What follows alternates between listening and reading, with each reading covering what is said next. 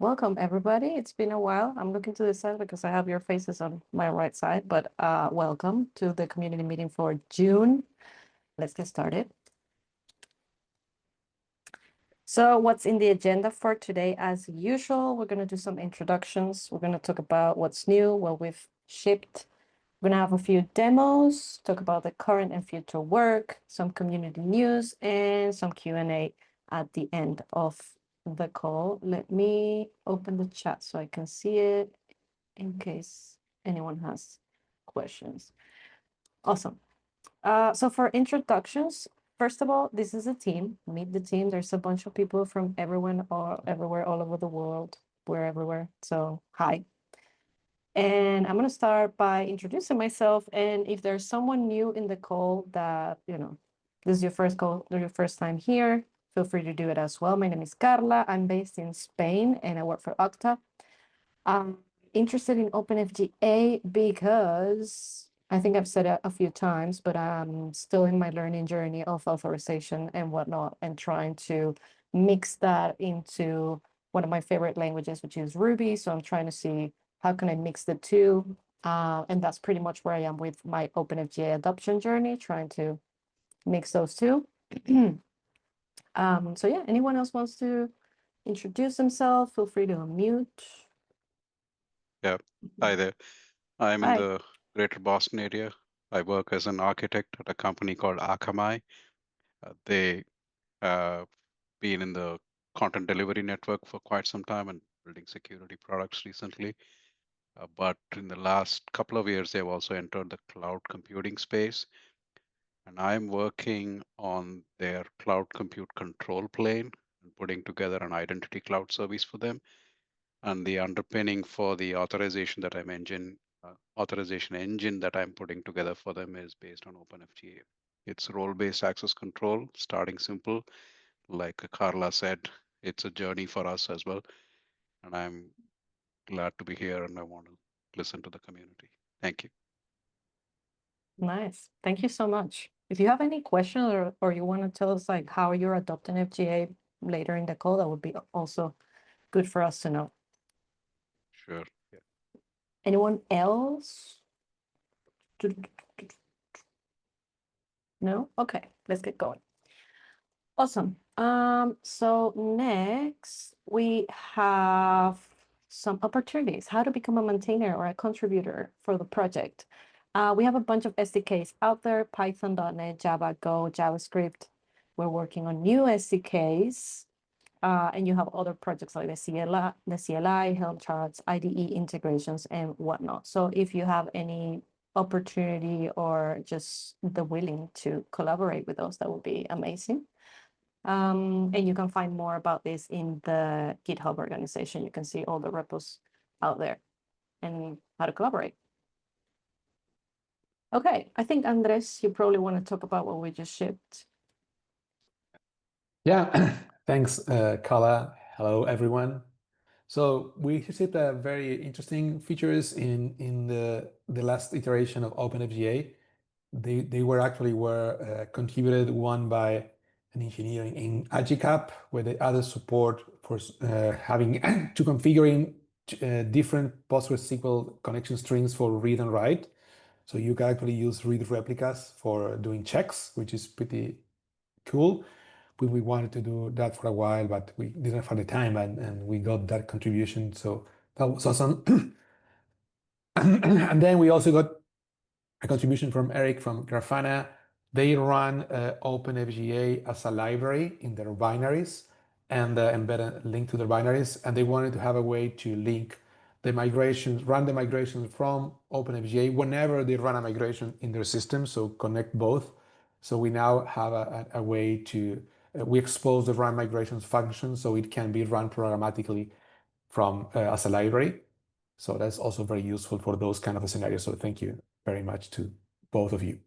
And for the team members in OpenFGA who review the PRs and help them through. We have a feature in JavaScript SDK to allow client assertions for client credential authentication. That is important for some identity providers that have that feature. And then if you want to protect your APIs that way, that is useful. And we are adding support in the .NET SDK for .NET Standard 2.0 that allows you to run the SDK in the .NET framework, which in the past was only available in .NET Core. So some OpenFGA users need that, so we are building that for them. And then we added a feature in the CLI that was also contributed by the community to be able to have a file with configuration and configuring the host and the API token path in your current file in the current folder. So it's easier for you to manage different FGA configurations by just having in the current folder the service you want to point to. So and we have a few open PRs in the CLI that will hopefully merge soon with a lot of other cool features that we might mention later in the call. So last update, we had Maurice showed us a demo, the Terraform provider he's been working on. He has some news about it, so we wanted to invite him so he can share what's going on and what's the state of the Terraform provider now. Yes, thank you, Anders. So it's been quite a journey. The people who were here last time probably heard me demo the Terraform provider, which I started as an open source project. And since last time, I am glad to announce that the Terraform provider is now the official Terraform provider for OpenFGA under the OpenFGA organization. So thanks to everyone who was involved in making this possible. Basically, the repository got transferred to the OpenFGA group.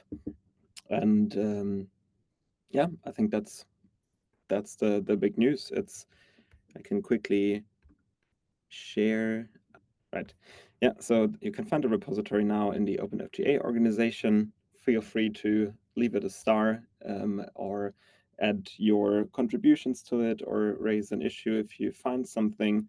Always happy for some contributions here. You can also find the provider on both the Terraform registry, just search for OpenFGA, and you can also find it in the OpenTofu registry.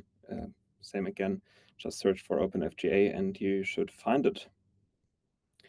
And as a final note, for those who don't want to rewatch perhaps the recording of last week, you can also find some write-up that I did on my company's kind of knowledge sharing blog about the Terraform provider.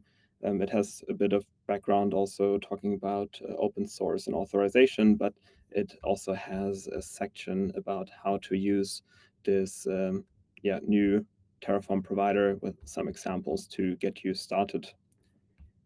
Thank you so much.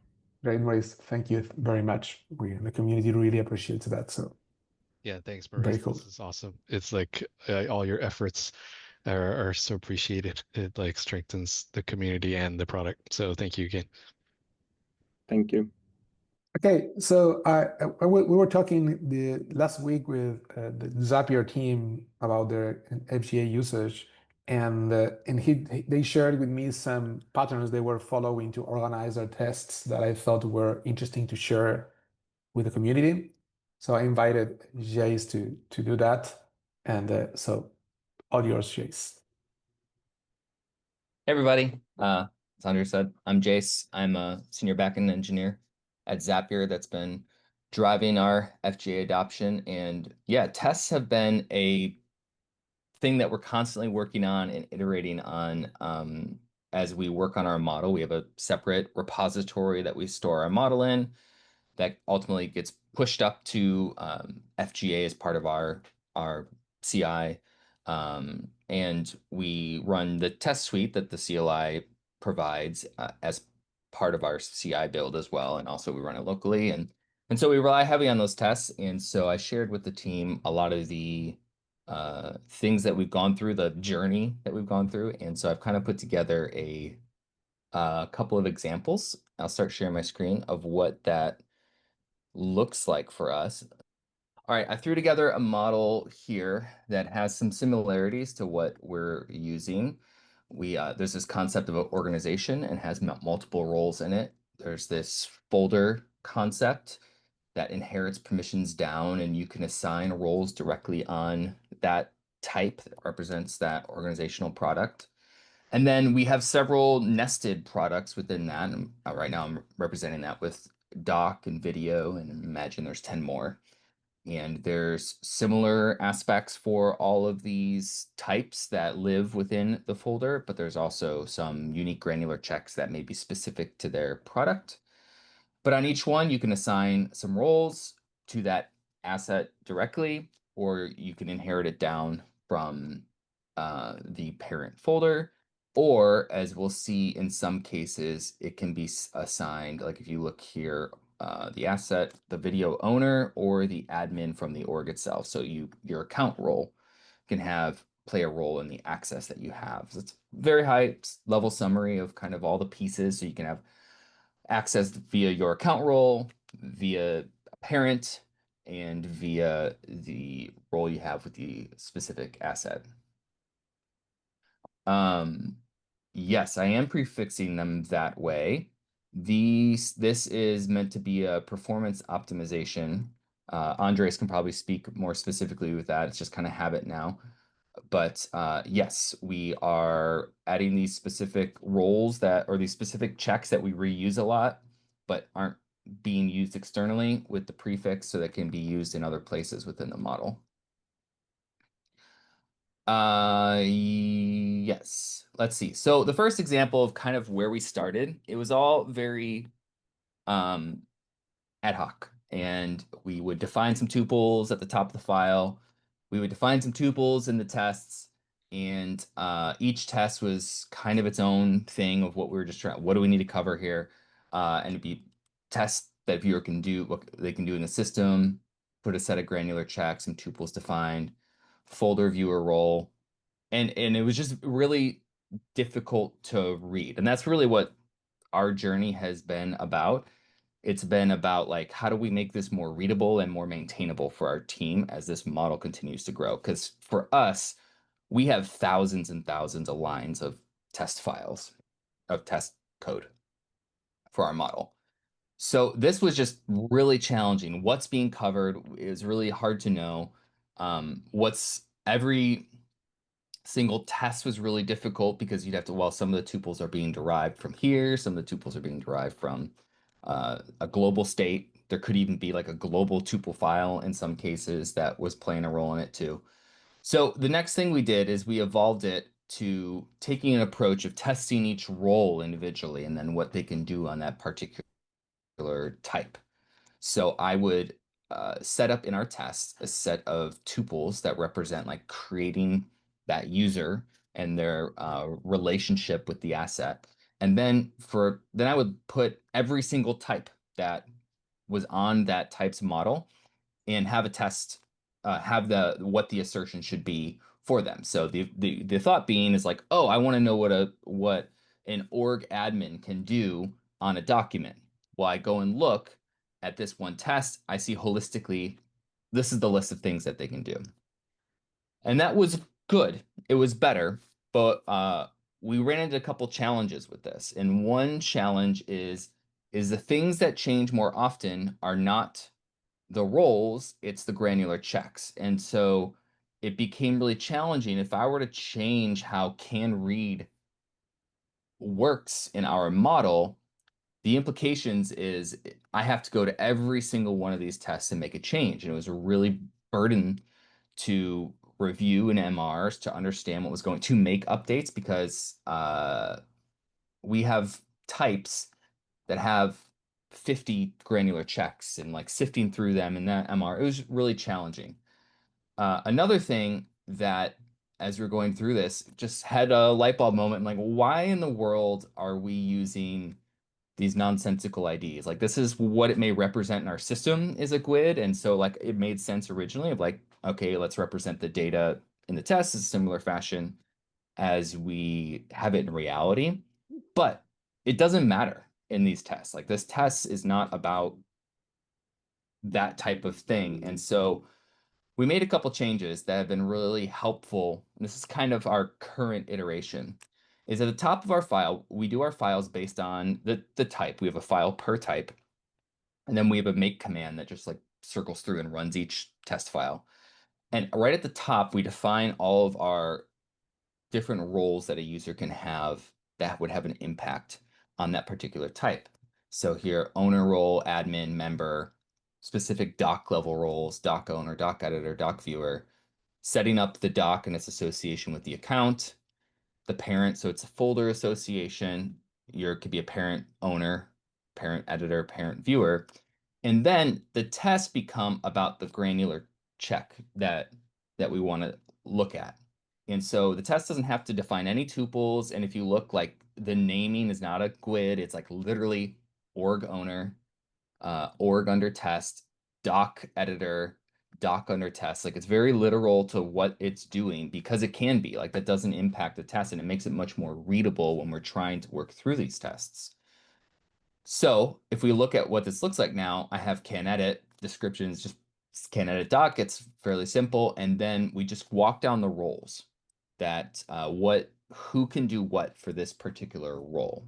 And again, because we have found that what changes more often are these specific checks more than the roles, this is a much easier way to review what's happening.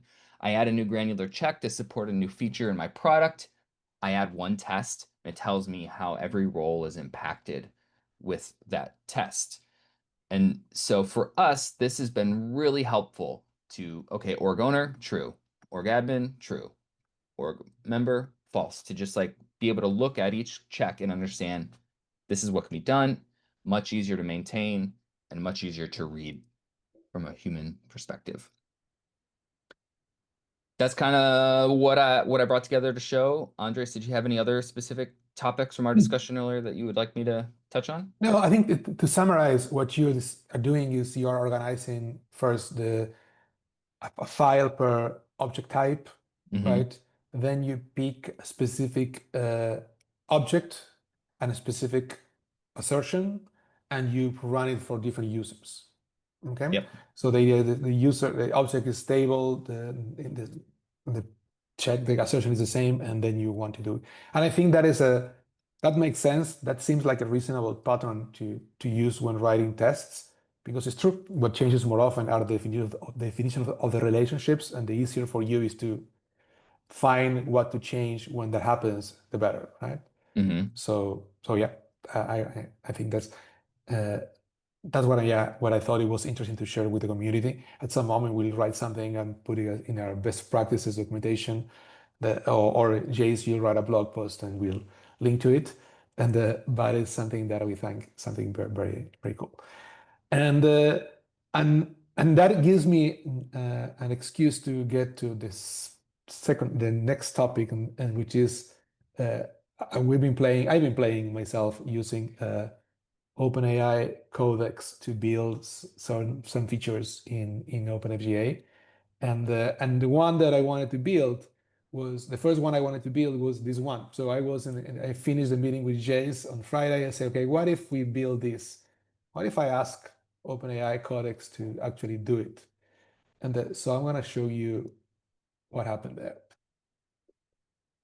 So what I did is I went to OpenAI Codex, and I could have pointed it to a specific an issue that already existed in the repo, but I didn't want to create an issue here because I wanted to check if this was going to work or not, if it made sense or not, right? So I asked, okay, this is the current format we use to write tests, and I want to be able to write it in a way where I can specify the object, the assertion, and all the users. So instead of having a line per user, a check per user, I can have a single entry and list all the users. That will make Jace's test more succinct. So there will has less text and less things to maintain, right? And then, Codex worked for 7 minutes, and then they added it in the README. It added in the documentation, examples how to do it. It also fixed the fact that if we have a feature in the CLI that you can import this FGA.YAML files to a store and adds all the assertions for all the tests you have. So here is adding all the assertions for all the users, right? For all the checks you need to do. And so it's checking the import thing and in the test for importing. And then it also changed the way we run tests. Okay, so long story short, it basically did what it had to do. So what I had to do is go to the PR, get the PR, and run it locally and see what happened. Okay, and now I'll stop sharing this, and I will share my Visual Studio Code. So this is the format that we want to introduce, right? So we have user, and this is the one we had in the past, user, object, and assertions. If I run that with the previous CLI, it gives me an error because it doesn't recognize this format, and the syntax coloring extension that we have for Visual Studio also doesn't validate it because it doesn't understand it. But if I run the one that I built, it runs. Okay? So of course we are gonna merge, and actually it can do something else. So of course I can now I can edit, right? So if I want to add more things for that user and that object, that also works. As if you see here, it was, so I'll now have to test another passage, right? So because it ran 2 more tests, right, for Peter, for each of the users, each of them. Okay? So first, it's kind of it's imagine like you're a product manager and you go to a meeting with a customer, right? And in the afternoon you can build a feature that actually works. Okay, so it's a very dangerous feature because of course now the engineers need to go and review the PRs and make sure that whatever AI did makes sense. In addition, I can test that it works, right? But I don't know if that's the best implementation. So it's kind of dangerous. So I had to kind of control myself over the weekend. But actually, I couldn't. Okay, so if I show again my Safari, and I started asking, okay, please do more things, right? Implement these things in the SDKs and fix this issue in the SDK. Implement this. This is interesting because this is an endpoint we have in the server that is not in the SDKs. The way SDKs work today is that we automatically generate them based on the OpenAPI definition. And we have some template files, and this is mustache files that actually are the ones who have the code. Okay? And in this case, Codex realized that this was a template for a Java file, that it had to write Java code there, right, and not anywhere else, and actually implemented the feature that I wanted to implement. And this one was quite more complex to implement, right, and to test. But so what I'm seeing here is an opportunity for everyone in the community to just write a good issue that describes what you want the product to build, in particular the CLI and the SDKs, which are easy projects and which are easy to change, and give it a try with a tool like code. The flow so there are a lot of tools that help you write code with AI, right? And the flow that Codex has, which is pretty cool, is this idea of just telling, you tell, fix this issue, and then you get the PR, okay? So that flow, yeah, it's still not as easy to implement in other AI tools, where you need just to tell them what to do and then we create the PR, right? So, and of course, after you have the PR, you can ask Copilot to review it, okay? So you have on one side, one AI building it, and then another AI reviewing it and then giving you feedback about. So this is Copilot giving you feedback about what Codex built, right? So it's pretty cool. And so yeah, that's another way we can start contributing to OpenFGA. And so please, if you can use any of these tools and you want some feature to be built, that seems to be an easy way to try it. I don't know if it was going to work for Terraform providers, Maurice, but you can also try it and see if it helps you building features faster there. Cool. And let me go back to the slides then. Can I ask one question about Yes, the please, AI please go usage ahead. before? Yep. So that's great that AI can be useful in modifying the code base. One thing that I've struggled with, and I've tried a couple different models, Claude and Gemini and OpenAI's. I haven't had a lot of success in writing authorization models, though. It seems to make up syntax or not understand what I'm prompting very well. I think it tried using Boolean as a type for one of the relations, which was pretty funny. Um, are are there any efforts in training or anything that we can do to help these models work? I'm not super well versed in that whole area. I feel like I'm falling behind very quickly with how things are moving. I noticed there was something about an LSP possibly being made for the DSL. Is that something that could help with these AI tools in writing the models?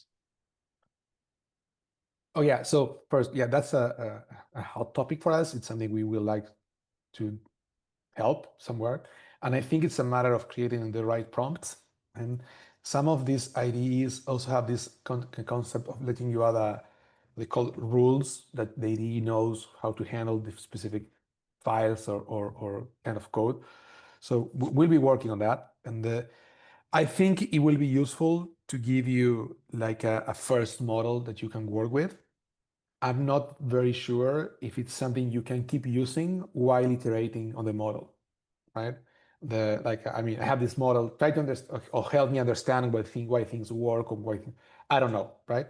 But we tried a few times. We have some internal things that we tried for a ChatGPT plugin and things like that help us create a model for whatever, right? And it works. And in some cases, for some in some models, I got decent results of just asking build a model for a bank application, right? Or things like that. Right? They're just very broad, and it creates types that you will have in such kind of application. But yes, it's something we want to work on. We have also a lot of people at Okta that need to sometimes work with customers and give them models. So the better we help them to create these models, will be better for them too. So we have kind of good incentives to try to help on the modeling side. Gotcha. Thanks. Good. So you have seen this, but we launched our third yearly community survey. So if you haven't responded to it, please do it. I just paste the link in the chat. You can click in the link and then you complete it later, but it will be awesome if it happens. Thank you very much. This is of course very useful for us for planning and for understanding how people are using OpenFGA. So please, please, please. So a few things are happening on the CNCF side. This is pretty cool. They just launched a site called LFX Insights that they have a lot of repositories for the Linux Foundation, including CNCF and others. And they talk about, they have information about the health of the project and a lot of metrics that they measure across all of the repos they have and things like that, right? So and OpenFGA got graded pretty well, which is pretty cool. So I think it's better than Kubernetes, which of course is easy because Kubernetes is a very large project, right? But and we were way smaller. But I mean, we were happy with this. So thank you for everyone who helped us getting here. We have a lot of things about contributors and how that works. And so please keep engaging with the project and contributing because it's super important for us. So this was one. And then the other one, which is also pretty cool, is that you have heard, we mentioned a couple of times that we were in the process of being evaluated for incubation in the CNCF. We were waiting in the line number in the second column, which was ready for assignment. And now we are in the following step. So there's a team at CNCF that is already working on evaluating OpenFGA. So hopefully we can also make progress towards incubation this year. There's a few companies that are adopting FGA that will be interviewed for that. So thank you for all of them who accepted being interviewed, and we'll keep you updated on how these things works. But it's also very, very exciting for us. Yeah, I want to say that like was it the chair of the oversight committee is scheduling the meeting, the kickoff. So Maurice, you're probably wondering what happened. Yeah, she was it just waiting for her to find a time. So. Yep, pretty cool.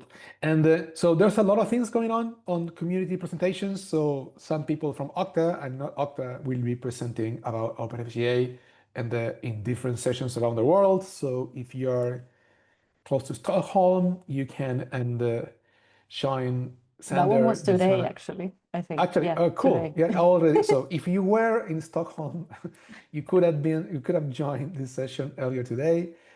And yeah, Carla is gonna speak in Valencia in Spanish about how she's playing and building the Ruby SDK with OpenFGA and comparing writing it manually versus trying to use the automatic code generator that we're using today. So if you are close to Valencia and you speak Spanish, that's also a great opportunity. We have a Dev Days session, and that's an Auth0 event where we're going to talk about how to use OpenFGA for RAG scenarios. So if you're interacting with a chatbot and you want to know which documents can you use to enrich a chatbot conversation and how you can use FGA for that scenario, which is also very hyped today. Everyone is talking about that. So we're also going to keep talking about that. Carla is also going to be presenting in a couple of weeks in the open source summit in North America about how to use OpenFGA for different scenarios. So thanks, Carla, for that. If you're in India, we're going to have someone also that works from Okta presenting in KubeCon at India and about how to build for OpenFGA for AI scenarios too. And Sam is going to talk about OpenFGA in All Things Open by the end of October. So a lot of activity. Hopefully you can be around one of these and join us in one of the presentations. And that's it. So if you haven't started the project, you should feel bad about it, but right now is a good moment to do it and help us. And you can know different channels you can connect with us. So please go to the community sites and keep engaging in GitHub or the CNCF channels. Have a lot of channels where we notify the community what was going on. So please join us, and you can also follow the LinkedIn page and follow us on Twitter. And this is important. So from time to time, we get a bunch of companies adding themselves to Adopters MD, and then for a few months, nobody adds themselves to the Adopters MD file. This is a file that has everyone who is publicly saying that it's adopting FGA and why. Super important for us to have those because they are references for other people who want to adopt FGA. And so also please consider adding your company to that file if you are not there yet. And I think that's it. We have a few minutes. So if someone has any question or comment about the content we shared or anything else, we have a few minutes to talk about it. There was a question in the chat earlier. It was about testing and the tests becoming too verbose, and if their team is exploring any other ways of doing tests. Yeah, so this approach we were shown that inspired with the conversation with Jace is one way to write them less verbose because there's less things to write. I would love to explore how to do it in other ways, and as you see, it's very easy to ask Codex to build it. So if you has any other suggestion on how to better structure the tests to avoid rewrites or making them shorter, that will be, we love to hear that, right? With this same approach that we introduced today, which is in the test in the past, we have a single user, a single object, and multiple assertions. Now we'll have a single object, multiple users, and multiple assertions. We could have multiple objects too, right? And that will be kind of, you can combine it in any other way. I don't know if it's useful, but if it is, it's something we can also introduce. Yes, Maurice. Yeah, that was also something that I wanted to ask, whether there is a point in also making the object an array and then kind of having proper matrix relations there and running the tests in a single definition and have multiple tests being executed behind the scenes. Yep, I think that is possible, right? So and it will be easy to add. And I like to understand the testing pattern that you will follow if you want to do that, because the one that Jay's presented made sense, right? Besides that, it can be added, and someone will usually find it useful, right? And it will be actually more consistent. So you have a way to do it in both ways for all the scenarios. But Gurleen, if you have any, I'd love to chat about that, right? So if you want to share some of your tests and how do you think you can make them shorter, that's something we love to explore. And if you want to share your cursor rules to write FGA model tests, Jace, I don't know how shareable they are, but that might be something that could be cool too. Yeah, I would have to look. It's like cursor rules that mostly point to documents and references, so probably not. Okay, everyone, thank you very much, and we will see each other in a month. See you. See you. Bye. Bye. Thank you. Bye. Thank you.